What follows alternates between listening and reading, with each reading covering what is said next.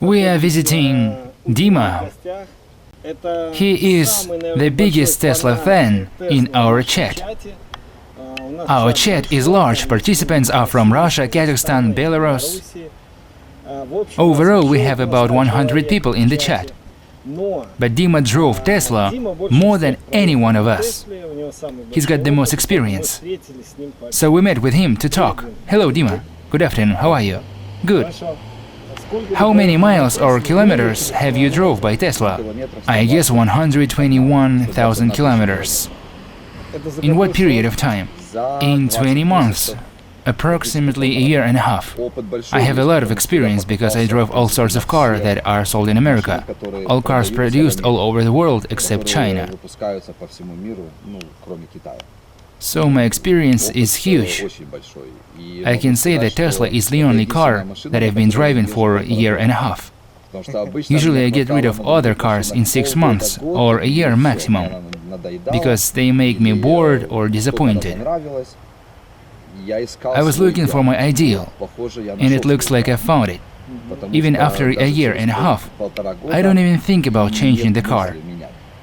I don't need it, because I am totally satisfied with Tesla. In the beginning there was a weird problem. The car didn't turn off. Normally, when you get up from the seat, the sensor should recognize that there is no driver on it. In this case, the car falls asleep and gets closed, and the alarm turns on. But it didn't happen. They've changed the seat as a warranty repair to solve this problem. So, Dima, let's continue inside the car. Show us the mileage in kilometers.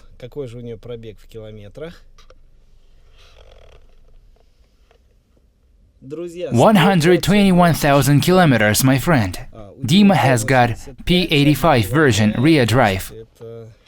Acceleration from 0 to 100 kilometers per hour in about 4.4 seconds.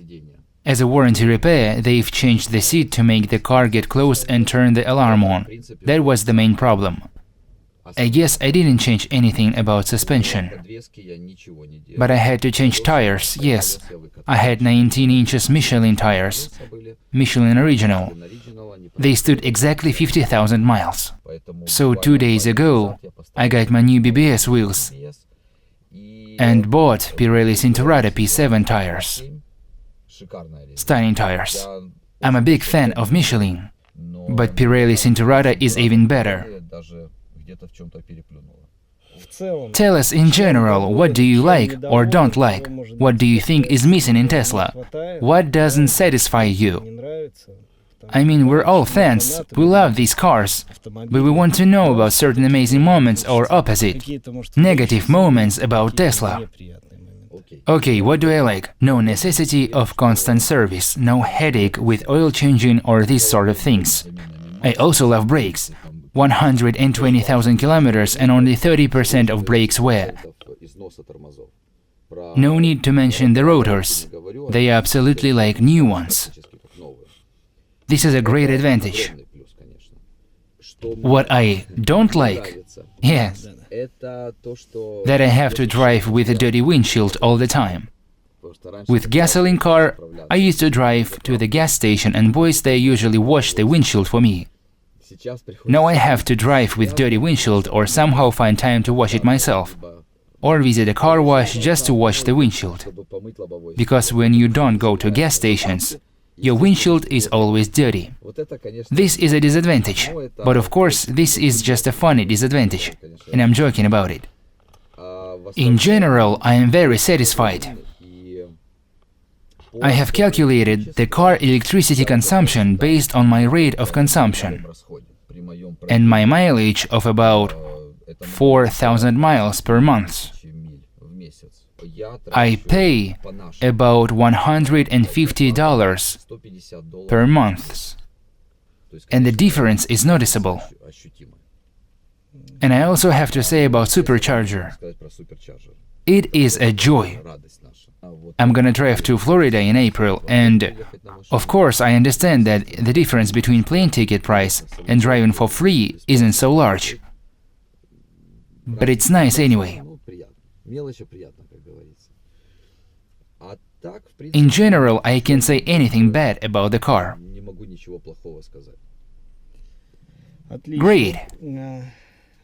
Okay, Dima. Now it's the middle of March. Yes, you know that Tesla is gonna demonstrate Model 3 in a couple of weeks. Yes. Oh, by the way, maybe you can tell us a story of your relationships with the car since your childhood. Why did you choose an EV? What is the future for EVs? How do you think? I can tell the story in one phrase. I spent all my childhood in cars. My father was a taxi driver in Kharkov.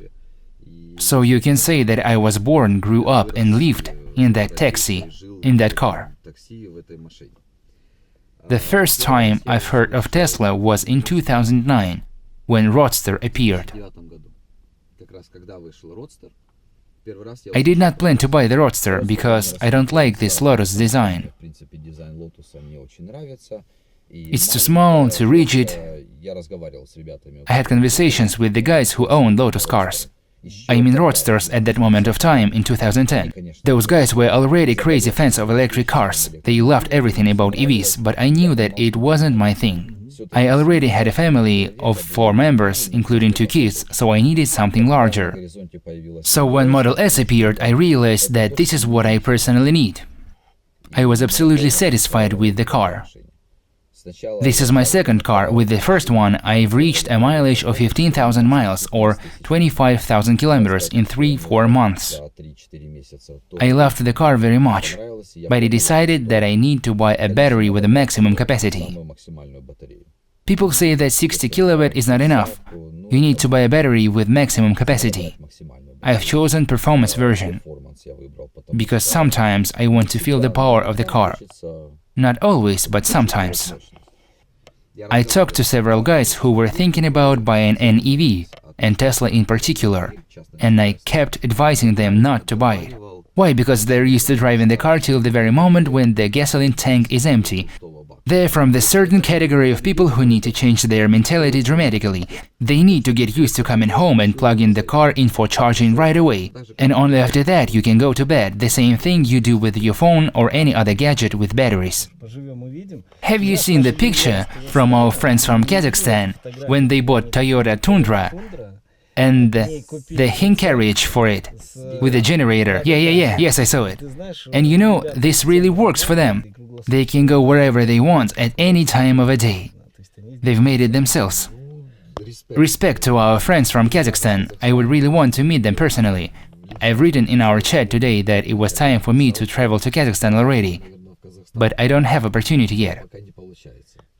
Yes, you know, guys, they are very friendly and interesting, so we really should meet all together in person.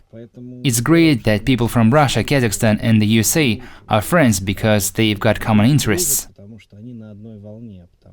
They understand what electric vehicles mean.